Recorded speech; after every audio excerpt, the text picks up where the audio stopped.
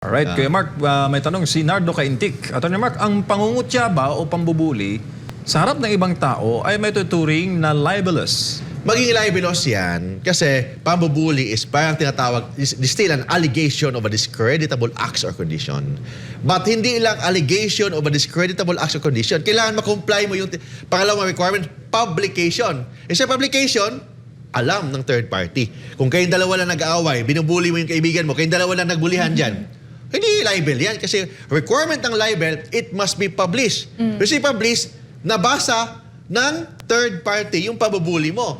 And it should be properly identifiable to be considered as libel.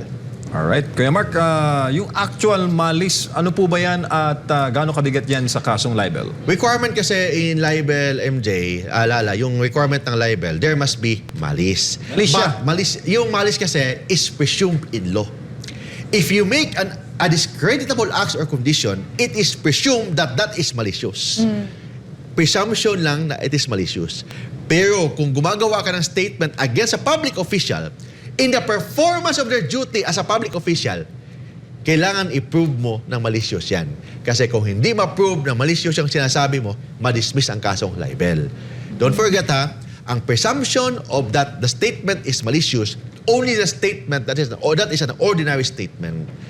Pero pag statement mo is refers to public interest, refers to a public official in the performance of their duty as a public official, hindi, ang malice is not presumed, therefore, it must be proven.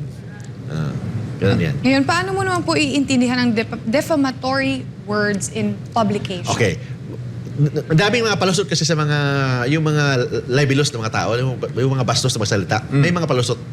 Sabi nila, hindi yan ang ibig kong sabihin. Hindi ko ibig sabihin na mabaho yung kilikili mo.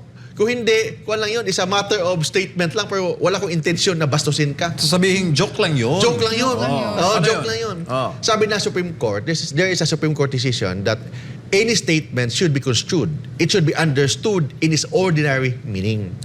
Ordinary meaning based on the understanding of the reader, not based on the understanding of the author.